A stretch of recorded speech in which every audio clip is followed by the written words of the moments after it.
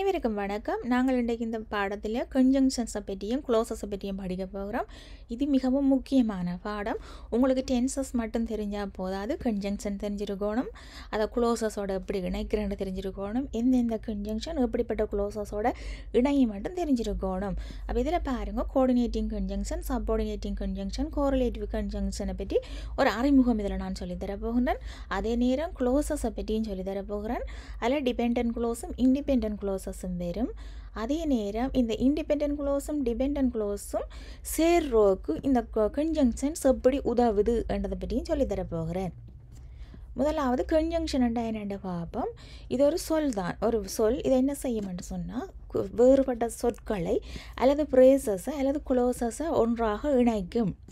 இந்த கன்ஜங்ஷன் வரதால் ஒரு வசனத்தில் ஒற்றுமைத்தன்மை அல்லது வேறுபாடுகள், ஒரு செயலால் ஏற்படுற விளைவுகள் என்று ஏராளமான விடயங்களை நாங்கள் விளங்கிக் கொள்ளலாம். கன்ஜங்ஷன் இல்லாட்டிக்கு நான் வந்தேன், நான் சாப்பிட்டேன், நான் நித்திரை கொண்டேன், இப்படி சுருக்கமாக தான் சொல்லி கொண்டு போகலாம். கன்ஜங்ஷன் இருந்தால் தான் நான் 7 மணிக்கு வந்தேன், அதன் பிறகு சாப்பிட்டேன், சாப்பிட்ட பின்னர் படம் பார்த்தேன் என்று சொல்லி தொடர்ச்சியாக அதன் பின் என்றெல்லாம் சொல்கிறோம். இதில் என்ன, நேற்று நான் பாடசாலைக்கு சென்றேன், பாடசாலைக்கு போகும் பொழுது எனது நண்பியை சந்தித்தேன் என்றால் போகும் பொழுது என்று சொல்கிறோம். அப்படி வந்து சேர்றதெல்லாம் கன்ஜங்ஷன் என்று சொல்லுறது.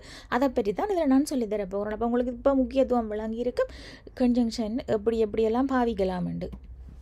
இதில் முதலாவது கோஆர்டினேட்டிங் கன்ஜங்ஷன். கோஆர்டினேட்டிங் கன்ஜங்ஷனில் இந்த 7 இருக்குது. ஃபேன் பாய்ஸ்ன்னு சொல்லி தான் ஞாபகப்படுத்துகிறது. For and nor, but, or, yet, so என்று சொல்லி இதுக்கு தமிழில் வித்தியாசமாக அர்த்தங்கள் வரும். நான் இதில் ஒரு ஞாபகத்துக்காண்டி சில எப்படி அர்த்தம் வரும்னு சொல்லித்தரேன். ஆனால் இது மட்டும் இல்லை, இதை மட்டும் நீங்கள் ஞாபகப்படுத்தவும் கூடாது. ஃபோ அண்டா ஆக அண்டு வரும், ஆகன்றதை தவிர மேலும் பல அர்த்தங்கள் வரும். அண்டா மற்றும் ஏன்னா 2 சேர்க்க அண்ட் பாவிக்கிறோம் நாங்கள். நோ ரெண்டா 2 மேலே 2 விஷயமே இல்லைன்றதுக்கு நாங்கள் பாவிக்கிறோம். நெய்தனோ அண்டு பாவிக்கிறோம் நாங்கள். அப்படி அடுத்த பட், ஆனால், ஓ, அல்லது, ஜெட், இன்னும், ஸோ, அதனால் அல்லது ஆகவே ரெண்டெல்லாம் வாருது. இதில் பாருங்க, ஒரு உதாரணம் தந்திருக்கிறேன். She likes to read and she enjoys hiking. அவள் படிக்க விரும்புவதுடன் நடைப்பயணத்தையும் விரும்புகிறாள் என்று சொல்லி சொல்கிறோன்னு என்ன பாருங்க. அப்போ வாசிக்க விரும்புகிறா, நடைப்பயணத்தையும் விரும்புகிறா என்று சொல்லி தனித்தனியாக வருது. இந்த அண்ட் வந்ததால் தான் விரும்புவதுடன் என்று சொல்லி நாங்கள் சேர்க்கிறோம். இந்த அண்ட் இல்லாட்டிக்கு எப்படி சொல்லலாம்? தனித்தனியாக அவள் படிக்க விரும்புகிறாள், அவள் ஹைக்கிங் நடைப்பயணத்தை விரும்புகிறாள்னு சொல்லி 2 தரம் தனித்தனியாக சொல்ல வேண்டி வந்திருக்கும். இதில் பாருங்கள், யூ அண்ட் மீண்டா நீயும் நானும். அப்போ யூவையும் மீயையும் இணைக்கிறது அண்ட். அப்போ இது கோஆர்டினேட்டிங் கன்ஜங்ஷனாக வருது. I ate rice, fried fish, brinjal curry and chicken சூப்னு சொல்லி சொல்கிறோன்னே. நம்ம பாருங்க, இந்த சாப்பாடுகள் எல்லாத்தையும் கடைசி சிக்கன் சூப்போடு இணைக்குது. அல்லது கடைசியில் நாங்கள் பொதுவாக வேர்ட்ஸை அடுக்கடுக்காக சொல்லி கொண்டு வரும் பொழுது உதாரணங்களையும் சொல்லுவோம். அப்படி சொல்லுங்க, கடைசியில் ஹேண்ட் போட்டு இணைக்கிறோம் நாங்களே என்ன. அப்போ பாருங்கள், சிக்கன் சூப்பையும் சாப்பிட்டேன்னு சொல்லி சொல்கிறேன். ஹீ நீதர் சிங்ஸ் நோ டான்சஸ்ன்னு சொல்கிறேன். அவன் பாடவோ நடனமாடவோ இல்லை. அப்போ இதில் வந்து தனியாக நோர் வரையில் நீதர் சொல்லி 2 சேர்ந்து தான் வருது.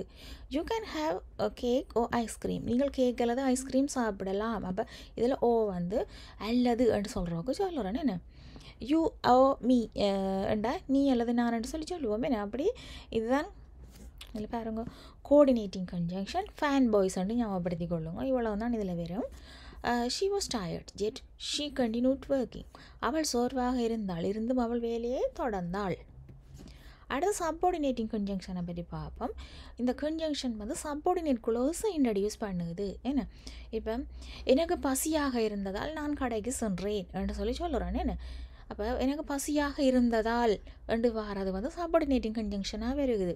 நான் கடைக்கு சென்றேன்ன்றது ஒரு இண்டிபெண்டன்ட் க்ளோஸ். அது தனிமையாகவே அர்த்தம் தருது, காரணம் ஒன்றும் பக்கத்தில் இல்லை. ஆனால் எனக்கு பசியாக இருந்ததால் என்று சொல்லி நிப்பாடுனா சொல்லு என்ன என்று சொல்லி தொடர்ச்சியாக கேட்போமே தவிர விளங்காது என்ன. இப்போ 2 பேர் சேர்ந்து கதைச்சு கொண்டிருக்க பொதுவாக இப்படி சொன்னால் விளங்கும். ஏதோ ஒரு விஷயத்தை பற்றி சொல்லுறாண்டா அல்லது விளங்காது. அப்போ இதில் கன்ஜங்ஷன் எங்களுக்கு வருகுது, விஷயத்தை விளங்கப்படுத்துகிறோம். இப்போ சப்ஆர்டினேட்டிங் கன்ஜங்ஷன் வந்து சப்ஆர்டினேட் க்ளோசஸை வந்து வேறு ஒரு கன்ஜங்ஷனோட இணைச்சு கொண்டு போகுது. பாருங்க, இந்த க்ளோசஸ் முதல்ல எங்களுக்கு தெரிஞ்சிருக்கணும். அந்த க்ளோசஸில் வந்து இண்டிபெண்டன்ட் க்ளோஸ் அல்லது மெயின் க்ளோஸ்ன்ற ஒரு வகை இருக்குது. 2வது டிபெண்டன்ட் க்ளோஸ் அல்லது சப்ஆர்டினேட் க்ளோஸ்ன்னு சொல்லி சொல்லுறது. இதில் பாருங்க இண்டிபெண்டன்ட் க்ளோஸ்ன்னு சொன்னால் தான் தனிமையாகவே இருக்கும், என்ன தனிமையாக சுதந்திரமாக இருக்கும், அர்த்தத்தை அப்படியே தரும், வேறு ஒரு க்ளோஸஸும் தேவையில்லை. என்ன இப்போ நீங்கள் வளர்ந்த நீங்கள்னு சொன்னால், வளர்ந்த வேலைக்கெல்லாம் போகிறீங்கன்னு சொன்னால் சில நேரம் தனிமையாக இருக்கக்கூடிய வல்லமை உங்களுக்கு இருக்கும். அப்போ இண்டிபெண்ட் என்னென்று சொல்லுவோம். அப்படி யோசிச்சு கொள்ளுங்க. டிபெண்ட்னு சொன்னால் இன்னும் ஒரு ஆளாக தாங்கி இருக்கிறது. என்ன வீட்டில் சொல்லுவோம் டிபெண்ட் இண்டிபெண்ட் எல்லாமே. என்ன அப்போ டிபெண்ட்னு சொன்னால் இந்த க்ளோஸ் வந்து தனிமையாக இருந்த அர்த்தத்தை கொண்டு முடிக்கலாது, பூரணமான அர்த்தத்தை தர முடியாது. அதனால் இன்னும் ஒரு மெயின் க்ளோஸோ அல்லது இன்னும் பல டிபெண்ட் க்ளோஸ் சேர்ந்து ஒரு மெயின் க்ளோஸோட தங்கி இருக்க வேண்டிய தேவை இருக்கும். அப்போ இவையோட சேர்றதுக்கும் கன்ஜங்ஷன் இருக்குது. அதுகளை பற்றி பார்ப்போம் இருக்கா. இதில் பாருங்க இண்டிபெண்ட் க்ளோஸில் வந்து சப்ஜெக்டும் வேர்பும் இருக்கும். என்ன இதில் வந்து ஒப்ஜெக்ட் இருக்கலாம் அல்லது இல்லாமலும் போகலாம். என்ன சப்ஜெக்டும் வேர்பும் இருக்கிற ஒரு வசனத்தை யோசிச்சு பாருங்க. ஐ ஸ்லெப்ட் என்று சொல்லி சொல்கிறோம். என்ன நான் நித்திரை கொண்டேன் என்று சொல்லி சொல்கிறோன்னா, அல்லது ஐ வில் ஸ்லீப் ஏண்டா அந்த ஸ்லீப்ன்றது வேர்ப், அதில் வில்ன்றது ஹெல்பிங் வேர்பாக வருது எதிர்காலத்துக்கு எளிய எதிர்காலத்துக்கு சொல்கிறோக்கு. அப்போ ஐ வில் ஸ்லீப்ன்ட்டு சொன்னால் நான் நித்திரை செய்வேன் என்று சொல்லி சொல்கிறோன்னு. என்ன அப்போ அதெல்லாம் மெயின் க்ளோஸாக வருது. ஏன்னா அது பூரணமாக ஒரு அர்த்தத்தை தந்துட்டுது. அப்போ தனிமையாக இருந்தாலும் இது பூரண அர்த்தத்தை தேர்மண்டு விளங்கும். என்ன அப்போ ஒப்ஜெக்ட் இருக்கணும். என்ன இருக்கிற பிறகு தான் நாங்கள் இப்போ கதைக்க போகிறோம். பாருங்கள், கலா கடைக்கு சென்றாள். கலாவென்றது ஸ்டோர். அவர் அழுதார். He cried. பாருங்கள், உங்களுக்கு அர்த்தம் விளங்குது இதில். அடுத்த சூரியன் மேற்கில் மறைகிறது. The sun sets in the west. நான் புத்தகங்கள் படிப்பதில் மகிழ்ச்சி அடைகிறேன். I enjoy reading books. அடுத்து டிபெண்ட் க்ளோஸ் அல்லது சப்ஆர்டினேட் க்ளோஸை பற்றி பார்ப்போம். என்ன இங்கேயும் சப்ஜெக்ட் வேர்ப் இருக்கும், ஒப்ஜெக்ட் இருக்கலாம் அல்லது இல்லாமல் போகலாம். ஆனால் தனிமையாக இருக்க பூரண அர்த்தம் தராது. என்ன நான் படித்து கொண்டிருந்ததால் என்று சொல்லி சொல்லுறேன். படித்து கொண்டிருந்ததால் என்ன சமைக்க முடியவில்லை, அல்லது உன்னை அழைக்க வர முடியவில்லை, அல்லது நித்திரை கொள்ளவில்லை, என்ன இப்படி எதுவும் சொல்லலாம். அப்போ படித்து கொண்டிருந்ததால் ரெண்டு சுருக்கமாக நின்றுச்சுன்னா அது ஒரு டிபெண்ட் க்ளோஸ். அதுக்கு இன்னும் வேணும் விஷயம், அது தேர்ட் ஆகணும். என்ன பாருங்கள், நீ பணம் தந்ததால் நான் நகை வாங்கினேன் என்றேன். நான் நகை வாங்கினேன் என்று தனிமையாக வந்தால் இது வந்து எப்படி வருது, இது இண்டிபெண்ட் க்ளோஸ். நீ பணம் தந்ததால் என்று சொல்லி சொல்கிறோம். நீ பணம் தந்ததால் என்று சொன்னால் அது டிபெண்ட். என்ன அதை முடித்தது இண்டிபெண்ட் க்ளோஸ் தான் முடித்து வச்சிருக்குது. கணனி பழுதடைந்த போது நீ திருத்தினாயா என்று கேள்வியாக கேட்குறோம். என்ன நீ திருத்தினாயா கணனியை என்று சொன்னால் அது ஒரு தனிமையான இண்டிபெண்ட் க்ளோஸாக வருது. கணனி பழுதடைந்த போது என்று தனிமையாக வருக பாருங்கோ, இது எப்படி வருது, இது டிபெண்ட். இது தனிமையாக இருந்து ஒரு அர்த்தமும் தராது. உங்களுக்கு இப்போ விளங்கி இருக்கும் இதில் எப்படி இணையுதுன்னு சொல்லி.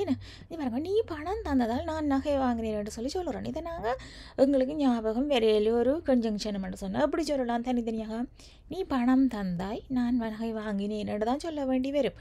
அப்போ எங்களுக்கு ஏதோ ஒரு இணைக்குன்னு சொல்லி தெரிஞ்சபடியாக நாங்கள் சிம்பிளாக பணம் தந்ததால் நகை வாங்கினேன்னு சொல்லலாம். என்ன சில நேரம் பாருங்கள், இதுக்கு நாங்கள் இது ரெண்டும் சிம்பிள் பாஸ்டில் வருது. என்ன அப்போ இதுக்கு ஒன்றுக்கு மேற்பட்ட கன்ஜங்ஷன் சில நேரம் வரலாமே. Because she went to the store. ஏனென்றால் அவள் கடைக்கு சென்றாள் என்று சொல்லி சொல்லுறேன்னு. நான் இதில் இது பாருங்கள், இதில் பிகாஸ்ன்ற தொடங்குது. அப்போ இது வந்து இதில் ஒரு டிபெண்ட் க்ளோஸாக வருகுது. என்ன அப்போ நாங்கள் சப்ஆர்டினேட் கன்ஜங்ஷனை பற்றி படித்த நாங்கள் இந்த சப்ஆர்டினேட் கன்ஜங்ஷனாக இது இதில் வரப்போகுது. அடுத்தது although the sun sets in the west. அப்போ இதில் ஆல்தோ வருகுது, இணைக்குது. இதில் மெயின் க்ளோஸை நான் தெரியல, உங்களுக்கு விளங்கொண்டு மாட்டாக்காண்டு உதாரணம் தந்து கொண்டு இருக்கிறேன். இதில் வென் என்று சொல்லி சொல்கிறேன். இதில் இந்த வென் இருக்கா பாருங்க. When I enjoy reading books என்று சொல்கிறேன். நான் புத்தகங்கள் படித்து மகிழ்ந்த போது என்று சொல்லி சொல்கிறேன். நீங்கள் இதுக்கு முதல் நான் இந்த யூடியூப் சேனலில் இதுக்கு முதல் வீடியோ ஒன்று தந்துருக்கிறேன். அந்த வீடியோவில் சிம்பிள் பாஸ்ட்டு கேள்வி தந்துருக்கிறேன். அங்கே வென்னை பற்றி சொல்லியிருக்கிறேன். அதில் கேள்வியாக பிறகு வென் எப்பொழுது என்று வரும். இதில் அப்புறம் நீங்கள் இதை முன்னுக்கு வந்தபடியாக வென் எப்பொழுது என்று சொல்லி வாசிக்கக்கூடாது. ஏனெண்டா அங்கே வென் டிட் என்று சொல்லி தந்தனால என்ன வென்னுக்கு அடுத்ததாக எளிய இறந்த காலத்துக்குரிய ஹெல்பிங் வெர்ப் வந்துருக்குது. என்ன அப்போ அது வேறு இது வேறு. இது வந்து ஒரு சப்ஆர்டினேட் க்ளோஸில்ன்ற ஒரு சப்ஆர்டினேட் க்ளோஸை தந்துருக்காரு, குறையாக தந்து விட்டு இருக்குது. என்ன இங்கே வந்து நான் ஹெல்பிங் வெர்பை பற்றியோ ஒன்றை பற்றியும் சொல்லல. அடுத்ததாக இதில் நவுன் வந்துருக்கு. அப்போ உங்களுக்கு இந்த வென்னுக்கு அடுத்ததாக நவுன் வந்ததால் உங்களுக்கு தெரியணுமே சப்ஆர்டினேட் கன்ஜங்ஷன், என்ன சப்ஆர்டினேட் க்ளோஸை பற்றி சொல்லி கொண்டிருக்கிறேன். அடுத்து அந்த டிபெண்ட் க்ளோஸ். என்ன டிபெண்ட் க்ளோஸில் வந்து வேறு வேறு வகையான க்ளோஸ், அந்த டிபெண்ட் க்ளோஸ் தான் சொல்லி கொண்டு வரேன். என்ன டிபெண்ட்டாக தங்கி இருக்கிறது. அப்போ இந்த க்ளோஸில் வந்து வேறு வேறு வகை இருக்குது.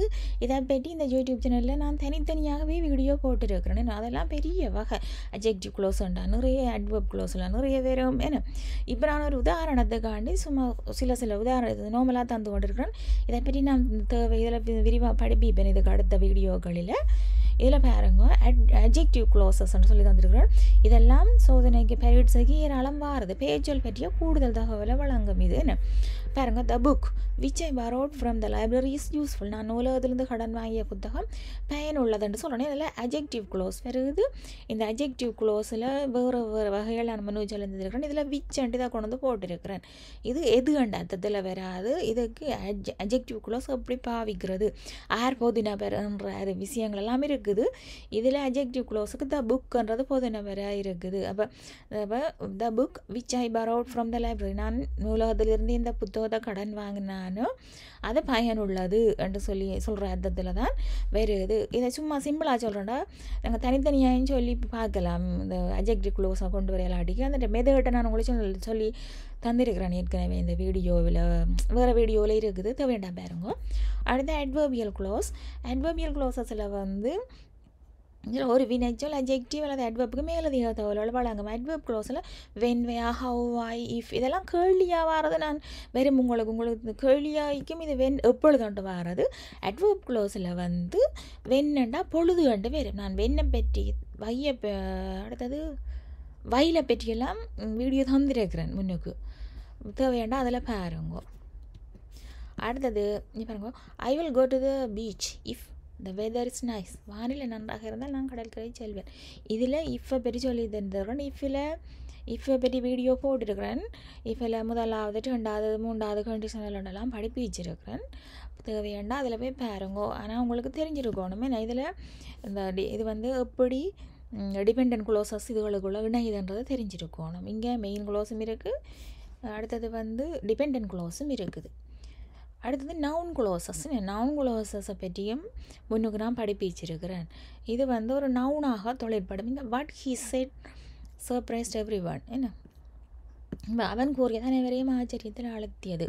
இதில் அந்த வட்டண்டா என்னண்டு தானே படிச்சிருப்பீங்கள். என்னண்டு அர்த்தமே வரையில, இது கேள்வி இல்லை. அடுத்ததாக பாருங்க, நவுன் வருது வட்டுக்கு அடுத்ததாக. இது கேள்வி இல்லை, இது நவுன் க்ளோஸ்ன்னு சொல்கிறது. நவுன் க்ளோஸில் என்னென்ன வருமன்றதை சொல்லி தந்திருக்கிறேன் ஏற்கனவே வேறு வீடியோவில். அவன் இப்போ என்னத்தை சொன்னானோ அதெல்லாம் ஆச்சரியத்தில் அனைவரையும் ஆழ்த்தியது கண்ட அர்த்தத்தெல்லாம் வருது.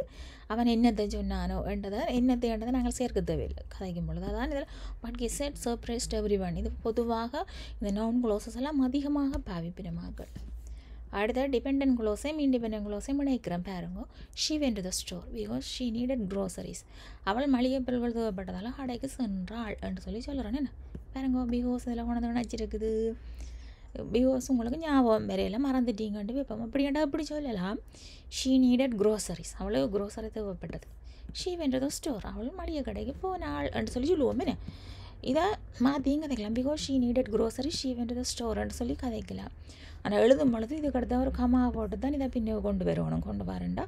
இதுக்கு ரூல்ஸ் இருக்குது. Although sun sets in the west, the nights are not always cool. சூரியன் மேற்கில் மறைந்தாலும் இரவுகள் எப்பொழுதும் குளிர்ச்சியாக இருக்காது. இந்த ஓல்தோவை கொண்டு வந்து ஓல்தோ என்ன சந்தர்ப்பத்தில் பாவிக்கிறேன், தோ என்ன சந்தர்ப்பத்தில் பாவிக்கிறேன், ஈவன் தோ என்ன சந்தர்ப்பத்தில் பாவிக்கிறேன்னு முன்னுக்கு படிப்பிச்சிருக்கிறேன். தேவையாண்டா பாருங்க. அடுத்த உன் வேலையை முடிக்கும் வரை காத்திருப்பேன். I will wait until you finish your work. என்ன இங்கே பாருங்க, அன்டில் அப்படின்னு சொல்லுறோம். என்ன பாருங்க, இப்போ நாங்கள் கதைச்சு கொண்டிருக்கும் பொழுது என்ன நாளுடன் எவ்வளோ நேரம் காத்திருப்பேன்ட்டு கேட்குறோம். என்ன அப்படியான நேரத்தில் இப்படி சொல்லலாம், until you finish your work, நீ வேலையை முடிக்கும் வரை என்று சொல்லி இப்படி சுருக்கமாயும் கதைக்கலாம். என்ன அப்போ இதில் வந்து ஒரு முழுமையான அதுதாரோ காட்டி தான் ஐ வில் வெயிட்ன்ட்டு சொல்லி நான் பொதுவாக எழுதி காட்டியிருக்கிறேன். அவள் வீட்டு வேலைகளை முடித்து விட்டு படுக்கைக்கு சென்றாள். She went to bed after finishing homework. நீங்கள் இனிப்பு சாப்பிட்றதுக்கு முன் உங்கள் இரவு உணவை முடிக்கவும். Finish your dinner before you have dessert. இதெல்லாம் மாற்றியும் கதைக்கலாமே. என்ன இது வந்து இண்டிபெண்டன்ட் க்ளோஸாக வருது, இது டிபெண்டன்ட் க்ளோஸாக வருது. இதை முன்னுக்கு இதை பின்னுக்கெல்லாம் கொண்டு வரலாம். என்ன இந்த இதுக்கு முன்னுக்கும் இதெல்லாம் கொண்டு வந்து காட்டலாம். இதை பிரச்சனை இல்லையா. ஆனால் இதை முடிஞ்சோன்னே கமா போட்டு நீங்கள் சொல்ல தெரிஞ்சிருக்கணும். அடுத்து கோரிலேட்டிவ் கன்ஜங்ஷன். ஏராளம் கன்ஜங்ஷன் இருக்குது. நான் உதாரணங்கள் எல்லாம் தரவே இல்லை. அதெல்லாம் தனித்தனியாக படிக்கணும். வேறு அடுத்தடுத்து நான் தருவேன் உதாரணங்கள் ஏராளம். உங்களுக்கு அவசரம் தேவை என்று சொன்னால் இதுக்கு முன்னுக்கு இருக்கிற வீடியோகளெல்லாம் தலையங்கம் போட்டு தான் படிப்பிச்சிருப்பேன் பாருங்க. இதில் ஏதவோ nor both and not only but also whether or இதெல்லாம் பாவிக்கிறது இருக்குதுன்னு பாருங்க. மாணவர்கள் மற்றும் ஆசிரியர் இருவரும் களப்பயணத்தில் உற்சாகமாக இருந்தனர். Both the students and the teacher were excited about the field trip. பாருங்க இதில் இந்த போத்தும் மேண்டையும் கொண்டு நினச்சிருக்குது. ஒரு வசனத்தில் போத்துக்கும் மேண்டுக்கும் படியில் போத் மாணவர்களும் ஆசிரியரும். இந்த போத்தை பற்றி நான் தனியாக ஒரு வீடியோ போட்டிருக்கேன் ஏற்கனவே பாருங்க. எக்ஸைட்டட் என்ன இங்கே இவ்வளோ கொண்டு விட்டு இருக்குது.